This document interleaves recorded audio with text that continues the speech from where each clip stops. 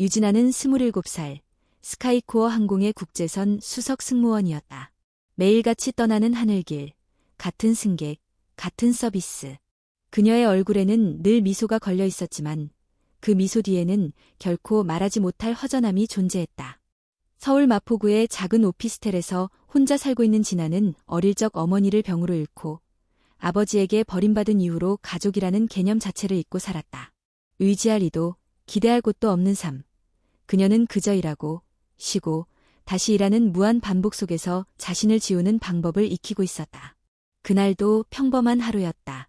인천에서 출발하는 프랑크푸르트행 비행기, 1등석은 대부분 정장 차림의 사업가들이 채우고 있었다.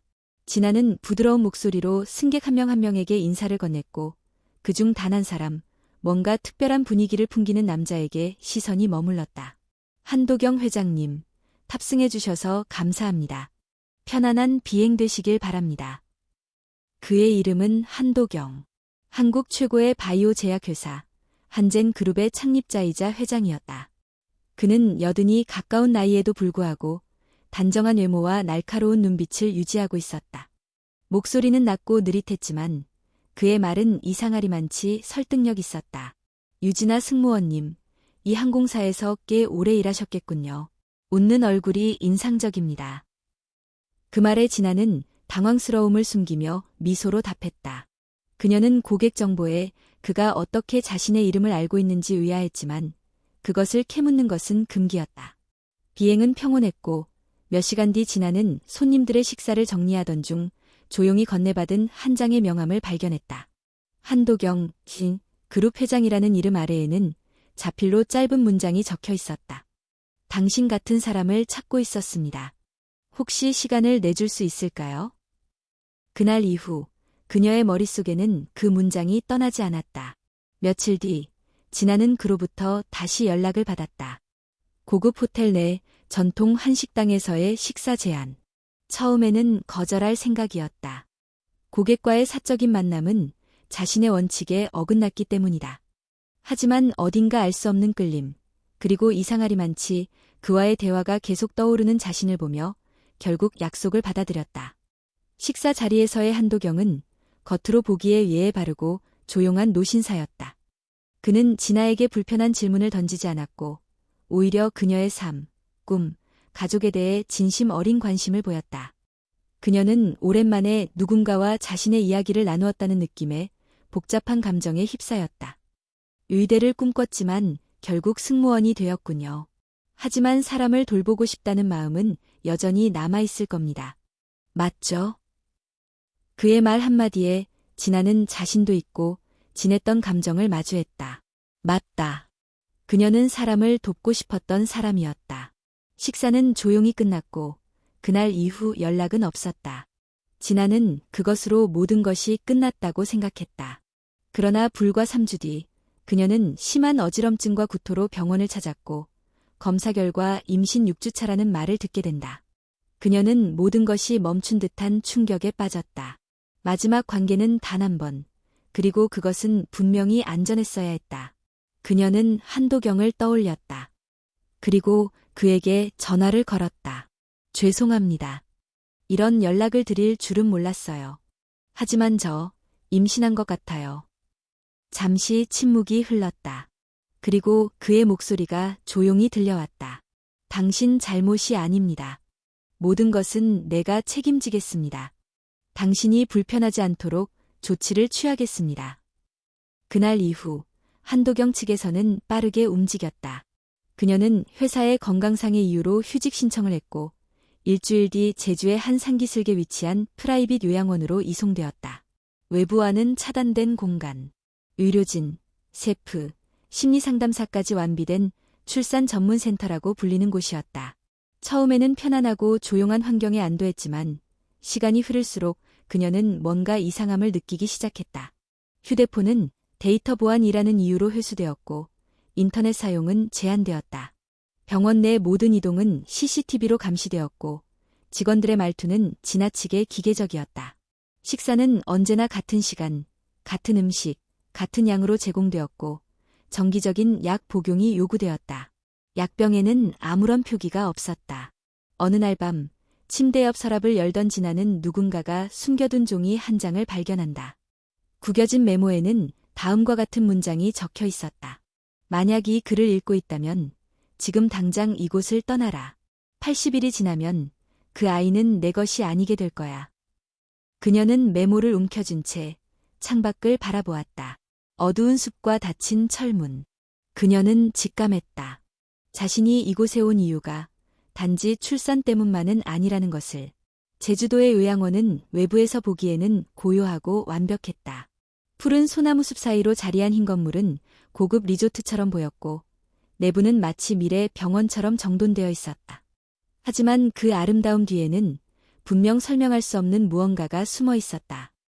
유진아는 요양원에 도착한 첫날부터 감시받고 있다는 느낌을 떨칠 수 없었다. 입소 전 휴대폰과 모든 전자기기는 보안상의 이유로 회수되었다.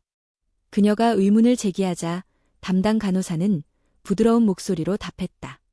이곳은 고위험 산모를 위한 보호시설입니다. 모든 정보는 안전하게 관리되고 있어요. 불편하실 수 있지만 태아의 안정이 최우선이거든요. 식사는 하루 3번, 정확히 같은 시간에 같은 식단으로 제공되었다. 매 식사 후 약을 복용하라는 지시가 따랐다. 약통에는 아무런 라벨도 성분 표시도 없었다. 진아가 그 정체를 묻자 의사는 이렇게 말했다. 종합 비타민입니다. 면역력 향상과 스트레스 완화를 도와줄 거예요. 걱정하지 않으셔도 됩니다. 그 말에 고개를 끄덕였지만 진아는 점점 그 약을 삼키는 것이 두려워졌다. 밤에는 더 이상했다. 복도에는 늘 보안요원이 서 있었고 방 출입은 카드키로만 가능했다. 창문은 열리지 않았고 바깥 풍경은 마치 사진처럼 정적이었다. 그녀는 자신이 더 이상 환자가 아니라 감시 대상이 된 기분이었다. 그녀의 하루는 단조로웠다. 기상, 식사, 산책, 검사, 독서, 상담, 취침. 반복되는 일상 속에서 진아는 정신이 점점 피폐해졌다. 그러던 어느 날 방 청소 중 서랍 깊숙한 곳에서 또 다른 메모를 발견했다.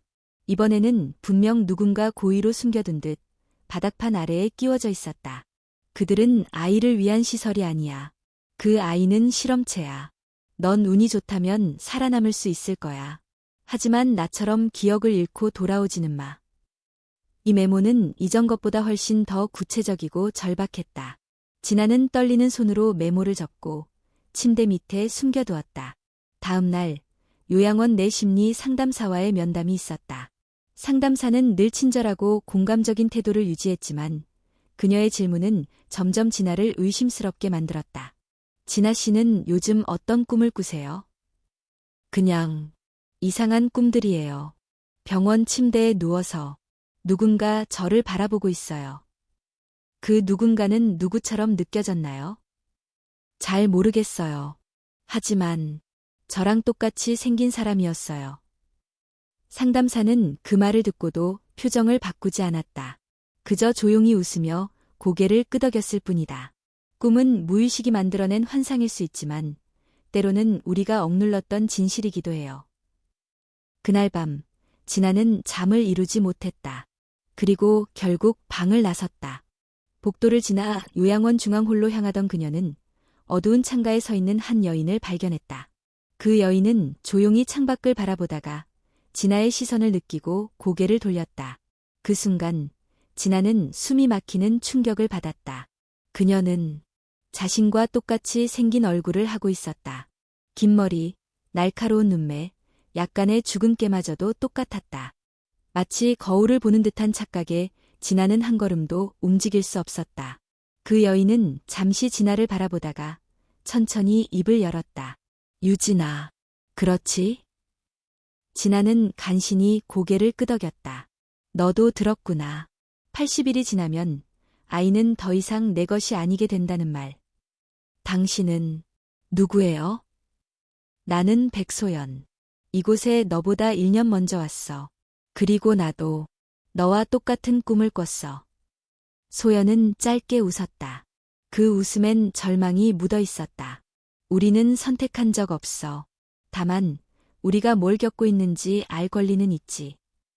진아는 더 많은 것을 묻고 싶었지만 경비원의 발소리가 들려왔고 소연은 순식간에 사라졌다. 그날 이후 진아는 눈을 뜨고 있을 때도 감고 있을 때도 혼란 속에 빠져 있었다.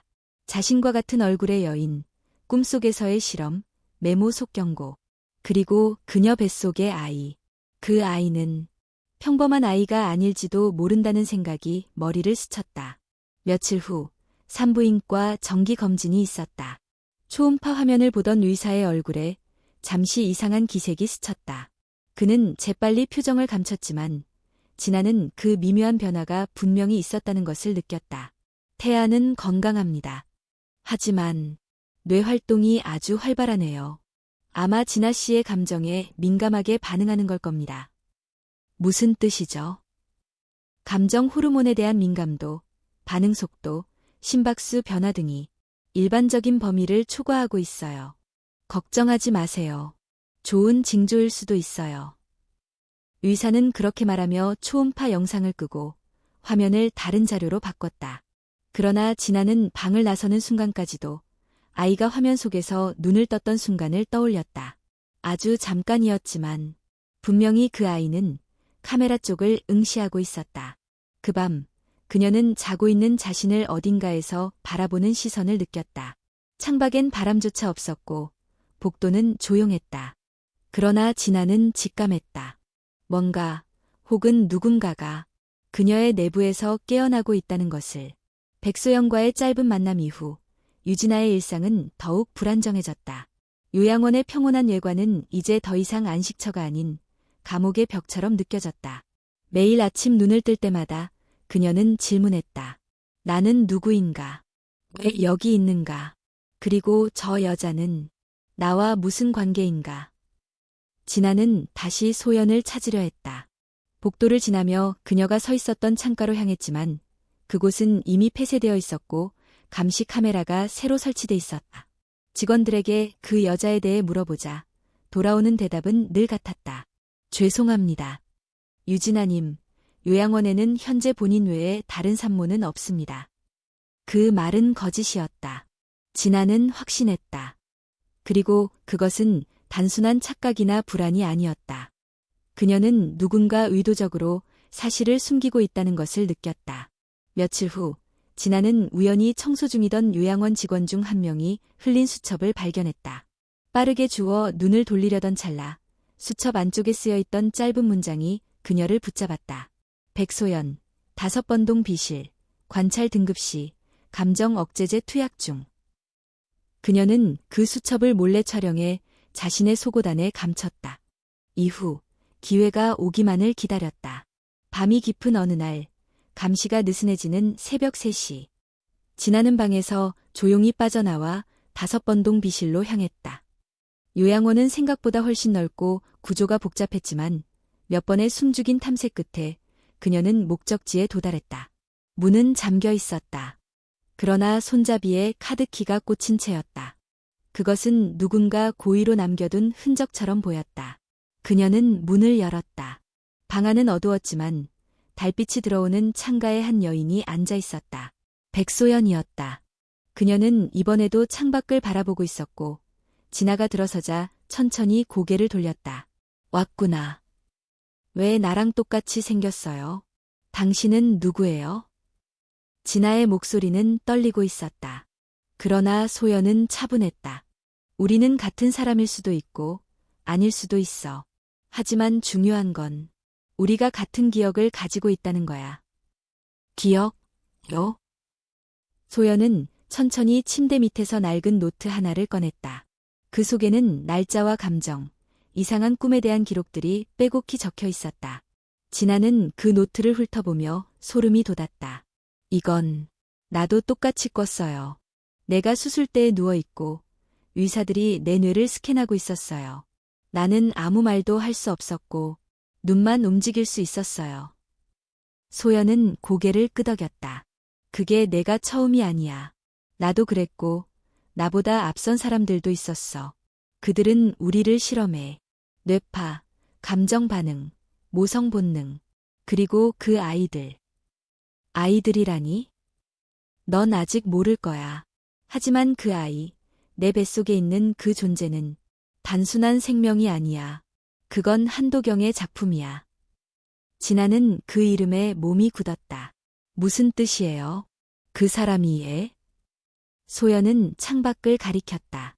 멀리 보이는 나지막한 건물, 마치 창고처럼 보이지만 철문과 경비가 삼엄한 곳.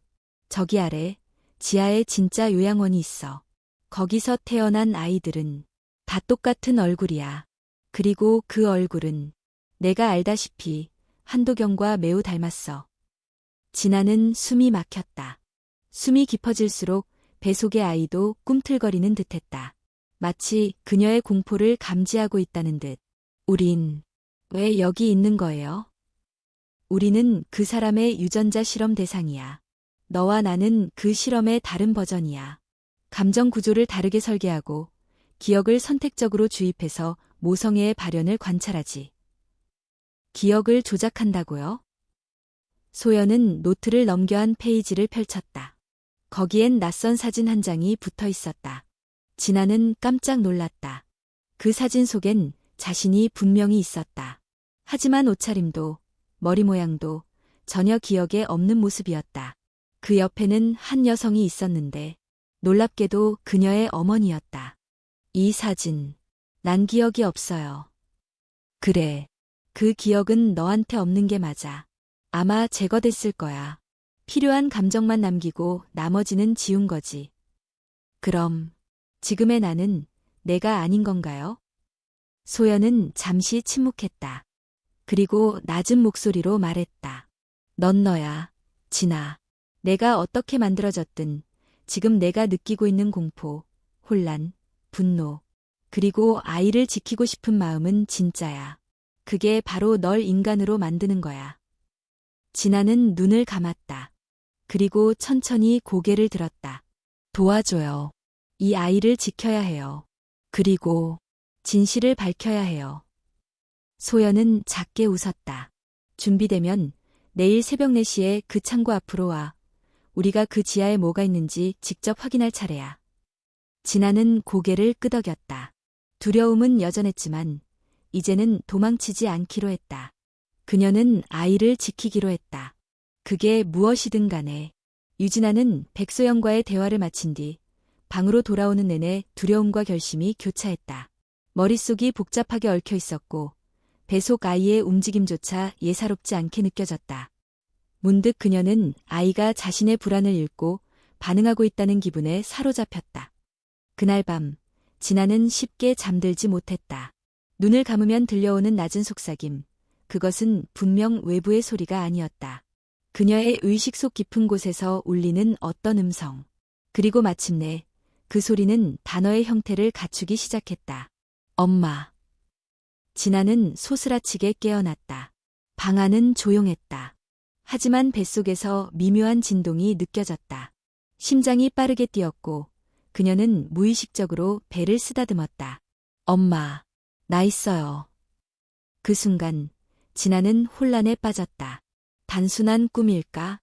아니면 자신이 상상 속에서 무너지고 있는 것일까? 하지만 그것은 너무나도 생생했고 그녀의 내면을 울리는 깊은 감정이었다. 다음 날 아침, 그녀는 예정된 신경과 검사를 받기 위해 지하 검사실로 안내되었다. 의사는 무표정한 얼굴로 말했지만 그 말투에는 이전과는 다른 긴장감이 스며 있었다. 요즘 이상한 감각이나 꿈을 꾸신 적 있습니까? 진아는 잠시 망설였지만 고개를 끄덕였다. 아이에게서 어떤 메시지를 받은 느낌이 들어요. 의사는 그 말을 기록하며 진아의 뇌파를 분석하기 시작했다. 화면에는 복잡한 패턴이 나타났고 몇몇 수치는 빨간색으로 표시되었다. 신경 연결이 비정상적으로 활발합니다. 특히 정서 반응과 관련된 부분이 과도하게 활성화되어 있군요. 하지만 이것은 스트레스나 호르몬 변화 때문일 수도 있습니다. 진아는 대답하지 않았다. 그녀는 의사가 무언가를 숨기고 있다는 것을 직감했다. 검사실을 나오는 순간 그녀는 뒤에서 작게 들려오는 의사들의 대화를 들었다. 5.0세대가 감정 수신을 시작했어. 예상보다 빠르군. 모성 애착이 자율적으로 형성되기 시작하면 통제는 어려워질 수 있어. 그녀는 걸음을 멈췄다. 5.0세대, 자율 형성. 그것은 실험 대상에 대한 용어였다. 그리고 그녀는 지금 그 실험의 한가운데 있었다. 그날 밤, 진아는 다시 그 소리를 들었다. 그러나 이번에는 분명했다. 속삭임은 점점 선명해졌고 그 속에는 감정이 담겨 있었다. 공포, 슬픔, 외로움. 엄마, 나 선택받은 거야? 엄마는 내가 진짜 사람이 되길 원해? 진아는 눈물을 흘리며 배를 감싸 안았다. 이 목소리가 환청이든 혹은 진짜 태아의 의식이든 그녀는 더 이상 의심하지 않기로 했다. 그것은 단순한 생명이 아니라 존재였다. 그녀의 감정을 읽고 질문하고 자신이 누구인지 알고 싶어하는 존재. 다음 날 새벽, 그녀는 약속대로 소연을 따라 지하 창고로 향했다. 요양원 뒤편, 경비가 교대하는 짧은 시간 동안 두 사람은 어둠 속을 뚫고 창고 입구에 도착했다. 소연은 익숙한 손놀림으로 자물쇠를 열었다. 그 안에는 좁은 계단이 있었고 계단 끝에는 철문이 하나 더 있었다. 그녀는 손전등을 켜고 말없이 걸음을 재촉했다. 철문 안은 차갑고 건조한 공기로 가득했다. 벽에는 일련 번호가 붙어있는 유리 격리실들이 늘어서 있었고 그 안에는 각기 다른 상태의 산모들이 침대에 누워 있었다. 어떤 이들은 의식을 잃은 듯했고 어떤 이들은 창백한 눈으로 천장을 바라보고 있었다. 이곳은 뭐예요? 실패작들이야. 감정 반응이 부족하거나 모성 본능이 발현되지 않은 경우 이곳으로 격리돼. 진아는 숨을 삼켰다. 이 모든 것이 현실이라는 사실을 받아들이기엔 너무나 가혹했다. 그럼 나도 여기로 올 뻔했던 거예요? 소연은 고개를 끄덕였다. 내가 지금 살아있는 건 감정이 있기 때문이야. 내 아이와의 연결이 아직 유지되고 있다는 증거지. 그들은 더 깊은 곳으로 내려갔다. 마침내 도착한 곳은 가장 안쪽 실험실. 이곳은 완전히 다른 분위기였다. 차갑고 무표정한 공간. 그리고 벽면 가득한 태아 배양 장치들. 그 안에는 수십 개의 인공자궁이 떠 있었고 각각의 내부에는 같은 얼굴을 한 태아들이 부유하고 있었다. 그 얼굴은 낯익었다. 저건 그래, 한도경이야. 그들의 목표는 단순한 인간 복제가 아니야. 자기 자신을 유전적으로 반복시키는 것, 감정까지 통제된 완벽한 후계자. 진아는 무릎을 꿇었다. 온몸에 소름이 돋았고 숨조차 쉴 수 없었다. 이 아이들, 이 존재들, 이 감정 없는 복제품들 사이에서 그녀의 아이는 살아남을 수 있을까? 소연은 조용히 진아의 어깨를 잡았다.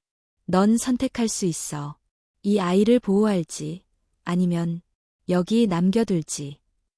진아는 천천히 고개를 들었다. 배 속의 아이가 다시 움직였고 그녀는 그 따뜻한 움직임에 눈물을 흘렸다. 나는 이 아이를 지킬 거예요. 어떤 대가를 치르더라도.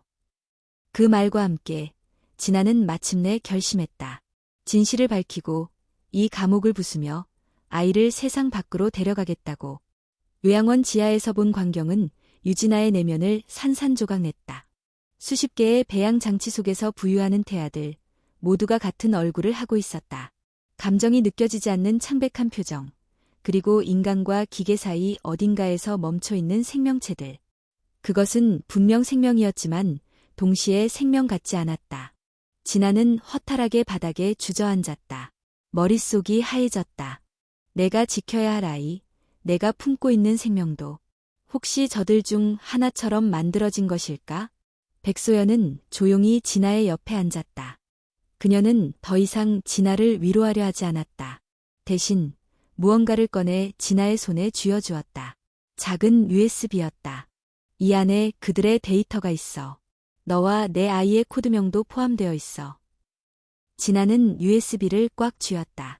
손이 떨렸지만 이 떨림은 공포만은 아니었다.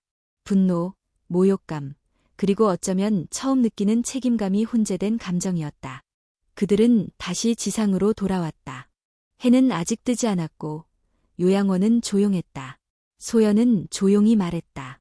너의 코드네임은 지니터-37. 지금까지 살아남은 실험체 중 가장 감정 반응이 강한 버전이야.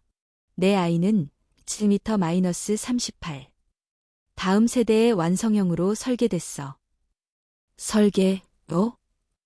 진아는 그 단어에 숨이 멎을 듯한 충격을 받았다. 내가 누군가의 설계도에서 태어난 존재일지도 모른다는 생각. 그리고 내가 낳을 아이도 그렇게 여겨진다는 현실. 우리가 기억하는 과거는 선택적으로 주입된 정보일 수 있어. 슬픔, 외로움, 상실, 그 모든 감정은 테스트의 일부야. 감정은 통제하기 어렵기 때문에 그들은 자연스럽게 만들어내려 했지. 내가 느꼈던 외로움, 엄마의 부재, 아버지의 결핍, 모두 그 감정의 발현을 위한 장치일 수 있어. 진아는 숨을 깊게 들이쉬었다. 자신이 겪은 인생, 고통과 선택들조차 누군가의 실험이라면 과연 자신은 자유의지를 가진 존재라 할 수 있을까? 하지만 동시에 그녀는 느끼고 있었다. 배 속에 아이가 살아있다는 것, 자신과 감정적으로 연결되어 있다는 것. 그것은 그 누구도 부정할 수 없는 진실이었다. 그날 오후, 진아는 의사에게 요청했다. 초음파 검사를 다시 받고 싶어요. 아이의 상태가 궁금합니다. 의사는 잠시 망설였지만 그녀의 상태가 불안정하다는 판단하에 검사를 허락했다. 초음파 화면에 아이의 형상이 나타났다. 작은 손, 발, 뛰는 심장.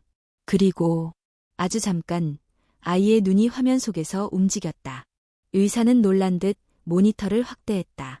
진아는 그 눈빛을 똑똑히 보았다. 의식. 그것은 분명한 의식의 반응이었다. 이건 정상적인 반응이 아닙니다. 아직 태어나지 않은 아이가 이렇게 시각적 반응을 보이는 경우는 전례가 없습니다.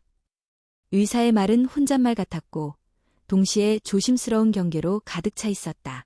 진아는 조용히 말했다. 이 아이는 나를 알고 있어요. 그녀는 의료기기 위에 있던 종이컵을 들어 물을 마시는 척하면서 소연이 준 USB를 재빨리 초음파 기계 뒤쪽의 포트에 연결했다. 화면이 잠시 깜빡였고 로딩 바가 떴다. 약 20초 뒤 데이터 복제 완료라는 문구가 떴다. 진아는 USB를 다시 손에 감추고 아무 일 없다는 듯 의사를 향해 고개를 숙였다. 감사합니다. 걱정이 좀 줄었어요. 방을 나서는 순간 진아는 뒤에서 들려오는 의사의 전화통화를 들었다. 베이터-38 대상, 자율 감정 반응 단계 진입 확인, 보안 강화 요청합니다. 진아는 이제 확신했다. 이 아이는 단순한 프로젝트의 결과물이 아니라 제어를 벗어난 존재로 진화하고 있었다. 그리고 자신은 그것의 어머니였다. 유전자로 연결된 것이 아니라 감정으로 연결된 단 하나의 인간. 그날 밤 소연은 진아에게 작은 노트북을 건넸다. 이걸로 데이터를 복호화해. 그 안에 H젠 프로젝트 전체의 기록이 있어. 그들이 지금까지 어떤 실험을 했는지, 누구를 희생시켰는지 모두 다. 노트북을 켜자 암호화된 폴더들이 나타났고 하나의 파일명이 진아의 눈에 들어왔다. Jean, prototype 00 gene, AVR turbogen. 그녀는 숨을 멈췄다. 자신이 실험의 원형이었다는 사실. 즉, 그녀의 유전자가 복제되고 변형되고 수십 번 반복되어 새로운 세대를 만들어왔다는 뜻이었다. 내가 원본이야. 나를 포함해 이후의 모든 실험체는 너를 기반으로 만들어졌어. 내 감정, 내 기억, 내 반응은 수치화되어 분석되었고 그 결과 베이터-38, 지금 내 아이가 탄생한 거야. 진아는 노트북을 덮었다. 더 이상 정보를 확인할 필요는 없었다. 자신이 무엇인지, 이곳에 있는지, 아이가 어떤 존재인지는 이제 중요하지 않았다. 중요한 건 단 하나. 나는 이 아이를 지킬 거예요. 절대 이곳에서 빼앗기지 않게. 소연은 고개를 끄덕였다. 준비해. 우리가 나갈 시간은 얼마 남지 않았어. 밤은 깊었고 유진아는 노트북 앞에서 움직이지 못한 채 앉아 있었다. 00 진아 바로러진이라는 파일명은 마치 차가운 주먹으로 심장을 내려친 듯한 충격을 주었다. 그녀는 파일을 열었다. 처음에는 난해한 유전자 수치와 연구 용어들이 나열되었지만 곧 그녀의 이름과 얼굴이 등장하는 문서들이 화면에 펼쳐졌다. 프로토타입 생성 일자 20XX 년 6월 14일 피험자 이름, 유진아. 유전자 안정성, 99.4%. 감정 반응 프로파일, 모성애, 고강도 희생 경향, 매우 높음 공감 능력 극대화. 그녀는 손을 떨며 스크롤을 내렸다. 연구 노트 일부가 첨부되어 있었다. 피험자 유진아는 타겟 감정 설계에 있어 최적의 반응을 보이고 있다. 인위적 결핍과 외로움을 기반으로 한 기억 주입이 효과적으로 작동 중이며 초기 모성애의 발현이 시작되었다. 현재까지 총 36개의 복제 실험이 진행되었으며 대부분 감정 반응 실패. 피험자 공공의 유일성은 실시간 감정태아 연결 신호에서 명확히 드러난다. 진아는 온몸이 굳었다. 지금까지의 삶이 실험이었다면 그녀가 알고 있는 자신은 누구란 말인가. 그리고 그녀의 어머니는 친구들, 직장 동료들, 모든 기억은 조작된 장면일 뿐일까? 그녀는 불현듯 과거의 한 장면을 떠올렸다. 중학교 시절 친구들과 웃으며 소풍을 갔던 날, 어머니가 싸준 김밥을 먹으며 엄마가 최고야 라고 말했던 그 순간. 그 감정은 가짜였을까? 진아는 고개를 저었다. 기억이 조작되었더라도 그때 느꼈던 따뜻함, 사랑, 외로움은 분명했다. 감정은 조작할 수 없다는 믿음이 그녀의 내면에서 살아 움직이고 있었다. 그녀는 다시 노트북을 들여다봤다. 다음 파일에는 소름 끼치는 영상이 포함되어 있었다. 차가운 실험실에서 병원 가운을 입은 자신이 누워 있었고 유료진은 머리 위에 스캐너를 작동시키며 뇌파를 읽고 있었다. 피험자 00, 감정 기억 주입 개시, 모의 트라우마 설정 중. 화면 속의 진아는 고통스러운 표정으로 눈을 감고 있었다. 비명조차 내지 못한 채 뇌 속에 무엇인가 주입되고 있었고 모니터에는 어린 시절의 기억 영상이 흐르고 있었다. 그 기억은 그녀가 분명히 겪었다고 믿고 있는 장면들이었다. 진아는 더 이상 영상을 볼 수 없었다. 노트북을 덮으며 숨을 크게 들이쉬었다. 그럼에도 불구하고 나는 나야. 그녀는 중얼거렸다. 내가 어떻게 만들어졌든 내가 지금 이 아이를 사랑하는 마음은 거짓이 아니다. 그리고 그것이 그녀의 존재를 정의하는 유일한 진실이었다. 그날 밤, 진아는 처음으로 아이에게 말을 걸었다. 미나, 내가 어떤 방식으로 세상에 오게 됐든 엄마는 널 진심으로 원해. 널 지키고 싶어. 우리가 만들어졌든 아니든 우리가 함께 느끼는 감정은 진짜야. 잠시 후 뱃속에서 부드러운 움직임이 느껴졌다. 그것은 단순한 생리적 반응이 아니라 감정적 공명에 가까웠다. 그녀는 눈을 감고 그 움직임에 귀를 기울였다. 그 순간 그녀의 머릿속에 또다시 익숙한 목소리가 울렸다. 엄마, 나는 선택받은 존재야. 나에게 진짜 삶이 있을까? 진아는 눈을 뜨고 대답했다. 그래, 미나. 내 삶은 내 거야. 너는 기계가 아니고 프로젝트도 아니야. 너는 너고 엄마의 아이야. 그날 새벽, 백소연이 다시 그녀를 찾아왔다. 그녀는 심각한 얼굴로 말했다.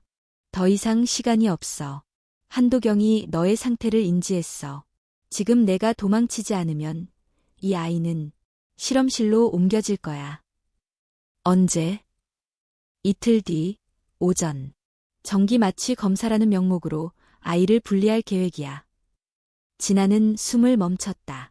그들이 아이를 분리하려 한다는 말은 고출산 이전 강제 채취를 의미했다. 의학적인 이유 따위는 중요하지 않았다. 감정이 안정되기 전에 아이를 회수하고 통제 가능한 상태에서 실험을 계속하려는 것이었다. 방법이 있어요? 소연은 조심스럽게 설계도를 펼쳤다. 요양원 지하에는 외부로 통하는 폐쇄된 수송용 엘리베이터가 있었고 그 통로는 지금은 쓰이지 않는 옛 연구구역으로 연결되어 있었다. 보안이 약해진 틈을 노릴 수 있는 시간은 단 한 번.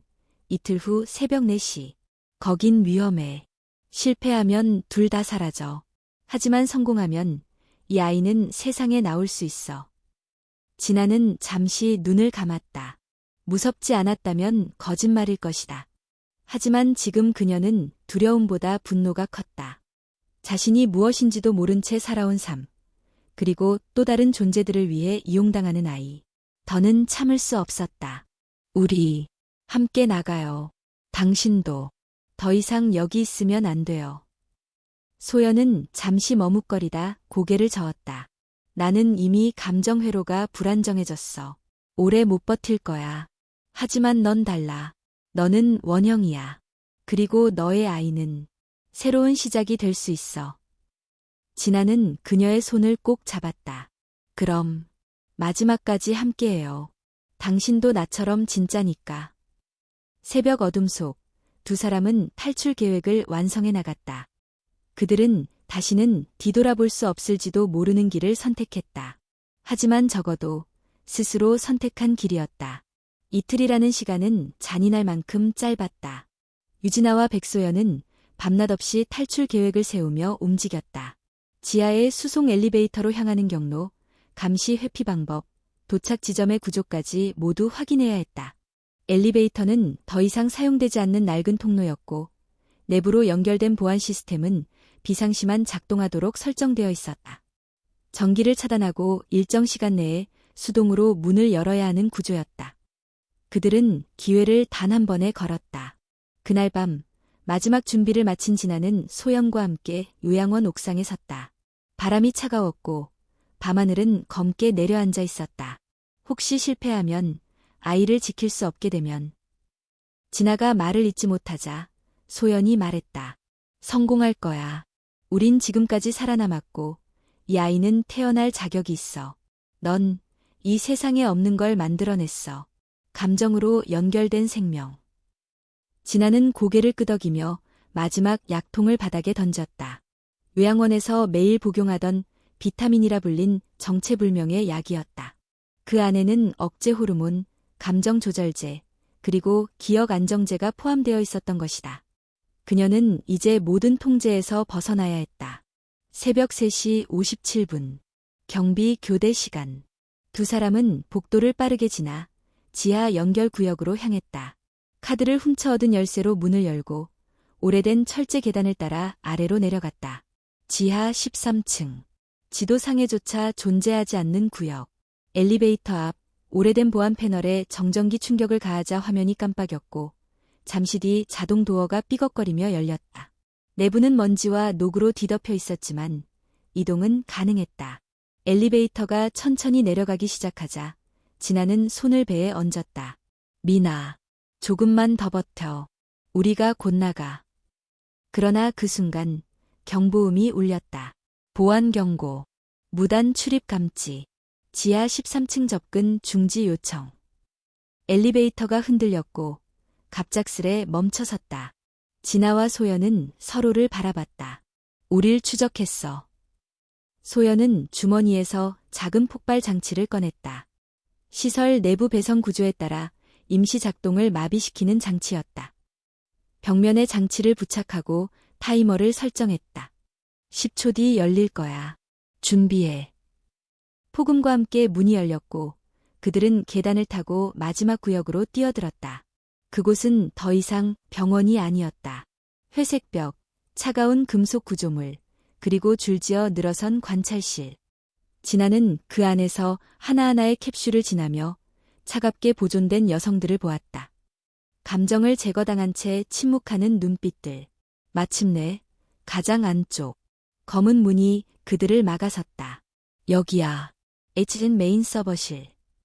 소연이 마지막 카드를 꺼내 문을 열자 정교한 내부 구조와 함께 벽면 가득한 데이터 저장 장치들이 모습을 드러냈다. 진아는 노트북을 연결하고 USB를 삽입했다. 이 안에 있는 모든 걸 복사해서 외부로 내보내야 해. 그들은 수분간 데이터를 전송했고 동시에 진아는 송신 기능을 작동시켰다.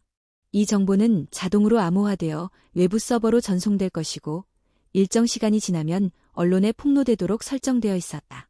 하지만 바로 그 순간 문 뒤에서 발소리가 들려왔다. 그만두게. 더 이상 의미 없는 저항이야. 한도경이었다. 그는 천천히 걸어 들어오며 두 사람을 바라보았다. 이전에 온화했던 표정은 사라지고 차가운 통제자만이 남아있었다. 유진아, 당신은 훌륭한 피험자였어. 우리가 기대했던 것 이상을 보여줬지. 하지만 이제 끝이야. 이 아이는 우리 것이야. 아니요. 이 아이는 제 아이예요. 누구의 것도 아닌. 진아는 아이를 감싸 안으며 뒷걸음질 쳤다. 그러나 한도경은 고개를 저었다. 당신이 진짜라고 생각하나? 당신은 설계된 감정으로 살아온 존재일 뿐이야. 내 삶도, 내 사랑도 다 내가 만든 시나리오야. 그렇다면 그 시나리오 속에서 내가 당신을 이기겠죠. 소연은 마지막 장치를 작동시켰다. 실험실 전체의 전기 공급이 끊기며 모든 보안 문이 열렸고 경보가 울리기 시작했다. 혼란 속 진아는 소연의 손을 잡고 외곽 통로로 뛰었다. 그러나 뒤에서 들려오는 총성.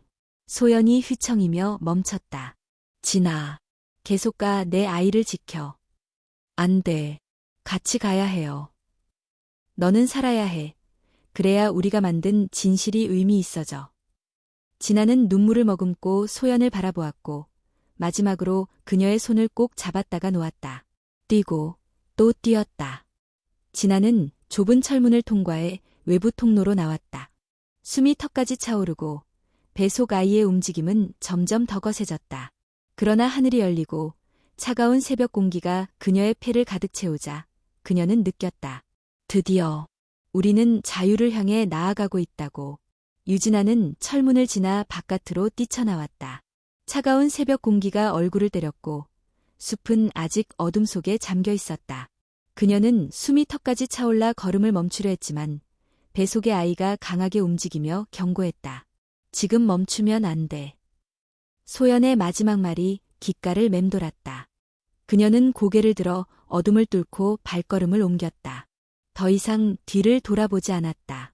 지하 통로는 오래된 연구시설의 외곽과 연결되어 있었고 그 너머에는 버려진 농장이 있었다. 진아는 농장의 창고 문을 힘겹게 밀고 들어갔다. 안은 어둡고 차가웠지만 숨을 돌릴 수 있는 유일한 장소였다. 그녀는 쓰러지듯 바닥에 주저앉았다. 진통이 시작된 것이다. 뱃속 아이가 나올 시간이 다가오고 있었다. 통증은 파도처럼 몰려왔다. 그녀는 스스로 숨을 고르며 배를 감싸 안았다. 미나, 괜찮아. 엄마가 지킬게. 여기서라도 너를 품고 세상으로 나갈 거야.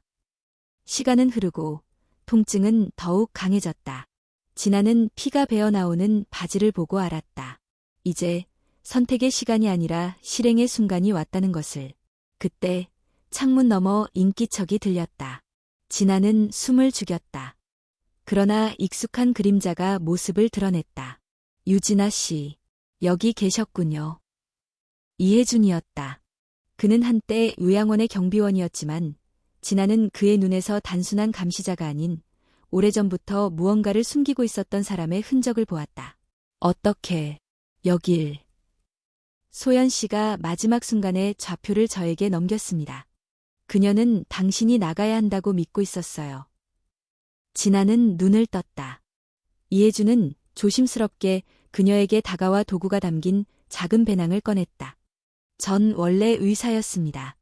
이 시스템에 동참했지만 오래전부터 후회하고 있었죠. 그는 말없이 진아의 상태를 확인하더니 짧게 말했다. 곧 아이가 나올 겁니다. 준비하시죠. 세상에서 가장 조용하고 가장 치열한 출산이 시작되었다. 차가운 바다, 흐릿한 새벽, 그리고 단 한 사람의 생명을 위한 시간. 진아는 비명을 삼켰고 눈물과 땀이 섞인 얼굴로 아이를 밀어냈다. 1시간 후 세상은 조용히 바뀌었다. 울음을 들어야 합니다. 더 세게. 이혜준의 목소리에 진아는 마지막 힘을 다해 아이를 감쌌다. 그리고 마침내 약하게나마 울음소리가 터져나왔다. 됐습니다. 살아있습니다. 건강해요. 진아는 눈물을 흘리며 아기를 품에 안았다. 작고 따뜻하고 살아있는 생명이었다. 그리고 그 눈빛은 분명 무언가를 인지하고 있었다. 마치 엄마를 알고 있다는 듯. 미나, 넌 이제 자유야. 그 순간 진아는 완전히 달라진 자신을 느꼈다. 그녀는 더 이상 실험체가 아니었다. 엄마였다. 그리고 아이는 더 이상 프로젝트의 결과가 아닌 존재였다. 이혜준은 말없이 작은 통신 장비를 꺼냈다. 이제 다음 단계로 가야 합니다. 저와 연결된 외부 기자가 있어요. 그에게 데이터를 전달하고 모든 진실을 세상에 알릴 겁니다. 진아는 가방에서 꺼낸 USB를 건넸다. 소연 씨가 목숨 걸고 지킨 데이터예요. 제발, 세상이 이걸 외면하지 않게 해주세요. 이혜주는 고개를 숙였다. 꼭 전하겠습니다. 며칠 후, 서울. 독립언론 자각의 기자 최남길은 익명의 제보자로부터 암호화된 데이터를 전달받았다. 수백 개의 영상, 실험 기록, 유전자 설계 문서, 그리고 태아의 반응 데이터까지. 그것은 단순한 내부 고발 수준을 넘어 생명윤리와 인간 존엄성의 근간을 흔드는 폭로였다. 이건 진짜입니다. 이게 세상 밖으로 나가면 한국 유료계는 물론 국제사회까지 뒤흔들릴 겁니다. 그는 깊은 숨을 내쉰 뒤 편집장에게 말했다. 이제 묻지도 따지지도 말고 올려야 합니다. 전부 다. 그날 밤 자각의 온라인 플랫폼에는 하나의 제목이 게시되었다. 나는 실험실에서 태어난 아이를 품었다. 한젠 그룹에 감춰진 진실. 기사와 함께 영상이 업로드되었고 사회는 즉시 반응했다. 언론은 앞다투어 관련 내용을 보도했고 국회에서는 긴급청문회가 소집되었다. 해외 인권단체와 과학윤리위원회까지 개입하기 시작했다. 한도경과 한젠 그룹은 공식 입장을 발표하지 못한 채 침묵으로 일관했다. 한편 진아는 아이를 안고 숲을 지나 외딴 마을의 작은 집에 도착했다. 이혜준이 준비한 은신처였다.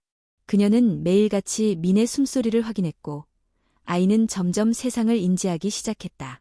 첫 웃음, 첫 손짓, 첫 눈맞춤. 그것은 어느 인공구조도 담을 수 없는 생명의 흐름이었다.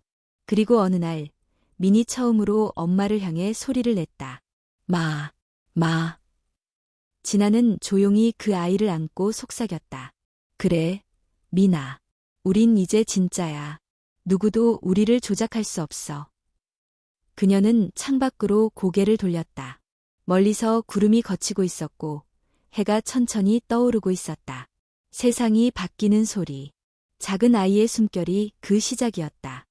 유진아는 깊은 산속 외딴 마을의 작은 집에서 조용히 아침을 맞이했다. 아이미는 그녀의 품에 안겨 천천히 눈을 떴고 세상에서 가장 순수한 눈빛으로 엄마를 바라보았다. 아이의 체온은 따뜻했고 숨결은 고요했다. 하지만 그녀의 마음은 폭풍처럼 요동치고 있었다. 밖의 세상은 이제 그녀를 모른다. 하지만 동시에 그녀로 인해 세상은 변화하고 있었다. 자각의 보도 이후 전국은 혼란에 빠졌다. 한젠 그룹의 연구소는 정부에 의해 전면 폐쇄되었고 관계자 수십 명이 긴급 체포되었다. 윤리 위반, 인권 침해, 불법 유전자 조작, 강제 임상 실험. 모두가 차마 믿기 힘든 현실이었다. 하지만 놀라운 건 여론의 반응이었다. 진실을 고백한 그 여성은 어디에 있는가? 그녀와 아이는 보호받아야 한다. 국가는 그녀를 숨기지 말고 지켜야 한다. 폭로자의 존재는 익명으로 보호되었지만 사람들은 그녀가 단순한 피해자가 아니라 새로운 생명의 상징이라며 지지를 보냈다. 진아는 그 사실을 이혜준이 전달해준 라디오 방송을 통해 접했다. 그날 밤 그녀는 창가에 앉아 라디오를 들으며 민을 품에 안고 조용히 중얼거렸다. 우릴 기억하는 사람들이 있구나. 하지만 동시에 그녀는 두려웠다. 이름을 밝히는 순간 세상은 그녀를 상징으로 소비할 것이고 아이는 다시 표적이 될지도 모른다. 이혜준은 그런 그녀를 위해 선택지를 제시했다. 국제인권기구에서 당신과 아이를 보호하겠다고 했어요. 정식 망명과 신분 변경도 가능해요. 단, 그 대가로 당신은 더 이상 유진아가 아니어야 합니다. 진아는 말없이 아이를 바라봤다.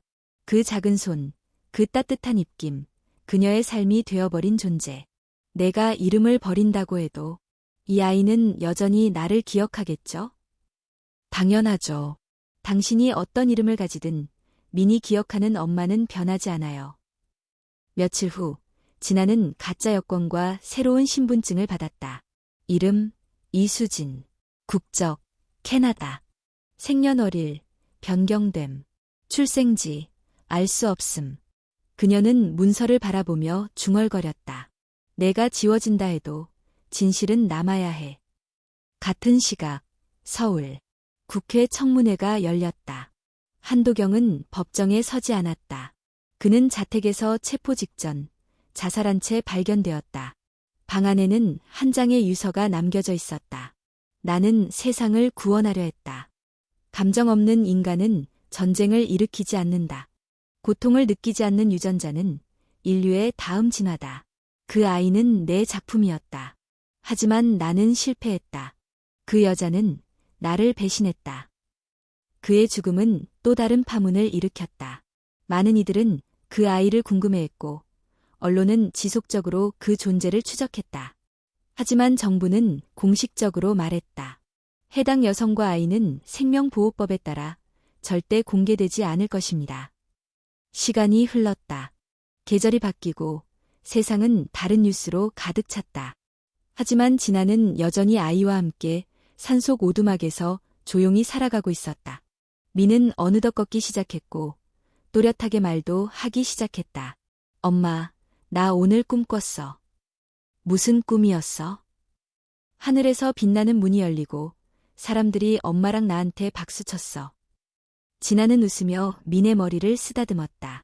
그건 내가 언젠가 세상에 나갈 준비가 되었다는 뜻일지도 모르겠네. 그녀는 매일매일 아이와 함께 글을 쓰기 시작했다. 언젠가 진실을 전하고 싶었다. 언젠가 민이 자신이 누구인지 알게 될 나를 위해. 그녀는 한 권의 일기를 만들었다. 표지에는 이렇게 적혀 있었다. 나는 한때 실험실에서 태어난 생명을 안고 도망쳤다. 저자, 이름 없는 여자. 그리고 마지막 장에는 이렇게 썼다. 나는 설계되지 않은 감정을 품고 선택되지 않은 삶을 선택했다. 그리고 그 아이는 세상에서 가장 진짜인 존재가 되었다. 우리가 거짓에서 태어났다는 이유만으로 진실을 만들 자격이 없는 건 아니다. 봄이 왔다. 숲에는 꽃이 피고 미는 작은 손으로 첫나비를 잡았다. 진아는 멀리 도시의 윤곽을 바라보며 생각했다. 언젠가 이 아이가 자라 자신이 누구였는지 묻는 날이 올 것이다. 그때 그녀는 말할 것이다. 너는 누구의 복제도 아니고 누구의 설계도 아니야.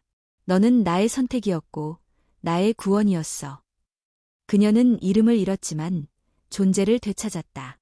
그리고 그것이면 충분했다. 18번째 생일. 미는 침대 옆 협탁에 놓인 낡은 일기장을 꺼내 펼쳤다. 표지에 적힌 문구는 희미해졌지만 그녀는 그 문장을 또렷하게 기억하고 있었다. 나는 한때 실험실에서 태어난 생명을 안고 도망쳤다. 그녀의 엄마, 이수진, 아니, 유진아가 남긴 이야기였다. 미는 자라면서 엄마의 그림자 속에서 살아왔다. 평범한 학교에 다녔고, 평범한 이름으로 불렸고, 세상과의 거리는 언제나 한 발짝쯤 떨어져 있었다. 하지만 그녀는 늘 알고 있었다. 자신은 특별한 이유로 숨겨졌다는 것을. 자신의 존재에는 세상이 아직 받아들이지 못한 무언가가 담겨 있다는 것을. 그리고 이제 진실을 마주할 시간이었다. 오전 9시. 미는 캐나다 밴쿠버에 위치한 독립언론 리슨, 본사를 찾았다. 그곳에는 과거 자각에서 활동하다 해외로 망명한 기자 최남길이 있었다. 그는 민의 존재를 알고 있었고 그녀가 연락해 오기를 기다리고 있었다. 내가 맞구나. 유진아 씨의 딸. 민은 고개를 끄덕였다. 이제 제 목소리로 말하고 싶어요. 최남길은 조심스럽게 레코더를 꺼냈다. 인터뷰가 시작되었다. 당신은 지금까지 침묵해왔습니다. 왜 이제야 나타났죠? 제가 선택했기 때문이에요. 엄마는 늘 제게 말했어요. 내가 세상에 나갈 준비가 되면 그땐 스스로 나를 정의하라고. 그렇다면 지금 당신은 자신을 어떻게 정의합니까? 미는 잠시 침묵했다. 그리고 또렷한 눈빛으로 말했다. 저는 유전자 코드도 아니고 프로젝트의 산물도 아닙니다. 저는 한 여성의 선택으로 태어난 생명입니다. 최남길은 손을 멈추고 그녀를 바라보았다. 세상은 당신을 어떻게 받아들일까요? 상관없어요. 받아들이지 않아도 저는 존재해요. 그리고 이젠 숨지 않겠어요. 진실은 더 이상 위험하지 않으니까요. 그녀의 목소리는 단호했고 그 안에는 오랜 시간의 고통과 성장, 그리고 자유가 담겨 있었다. 인터뷰 기사는 24시간 만에 세계적으로 퍼졌다. 나는 그 실험에서 태어났지만 인간으로 살아왔다. 정체를 밝힌 최초의 HGN 생존자. 엄마는 나를 낳기 위해 모든 걸 버렸습니다. 이제는 제가 그녀를 증명할 차례입니다. 사회는 다시금 술렁였다. 하지만 이번엔 달랐다. 그녀를 향한 시선은 두려움보다 호기심, 경계보다 공감이 더 컸다. 수많은 청년들이 SNS에 글을 남겼다. 민, 당신은 우리와 다르지 않아요. 누군가의 실험이었더라도 감정을 품고 자란 당신은 진짜입니다. 우리 모두 사회라는 실험 안에 있는 존재일지도 몰라요. 진아는 TV 속에서 딸의 인터뷰를 지켜보았다. 손엔 녹차가 담긴 머그컵이 있었고 눈엔 눈물이 고여 있었다. 딸은 이제 아이가 아니었다. 자신의 존재를 설명하고 자신의 이름을 선택할 수 있는 어른이 되어 있었다. 그날 밤, 민은 혼자 산책을 나갔다. 도시의 불빛이 넘실거리는 언덕 위에서 그녀는 하늘을 올려다보았다. 어릴 적 꿈에서 보았던 그 문, 빛나는 하늘문은 이젠 눈앞에 펼쳐진 현실 같았다. 그녀는 스마트폰을 꺼내 메모장을 열고 한 줄을 적었다. 나는 누군가에 의해 태어났지만 나 자신에 의해 살아간다. 그리고 그 아래 덧붙였다. 감정이 나를 인간으로 만들었다. 그 순간 그녀의 어깨 위에 바람이 스쳤다. 엄마가 늘 말하던 바람. 낯선 곳으로 향하는 선택의 기류. 민은 그 바람을 따라 걷기 시작했다. 그녀가 가는 길은 여전히 낯설고 불확실했지만 더는 두렵지 않았다. 왜냐하면 그녀는 알고 있었기 때문이다. 이 세상에 완벽한 출발점은 없다는 것. 누구나 불완전한 기억과 조건 속에서 진짜가 되어가는 것. 그녀는 엄마가 남긴 일기장을 자신의 책상에 올려두고 새로운 페이지를 열었다. 나의 이름은 민 두 번째 이야기. 그리고 첫 문장을 써내려갔다. 나는 유진아의 딸로 태어났고 이제는 민으로 살아간다. 나를 만든 유전자가 아니라 나를 지키려 했던 엄마의 감정이 오늘의 나를 만들었다. 이제 그녀의 삶은 더 이상 도망이 아니었다. 그것은 선언이었다. 사랑이 유전자보다 강하다는, 기억이 설계보다 진실하다는, 그리고 인간은 태어나는 것이 아니라 선택되는 것이라는 증거였다.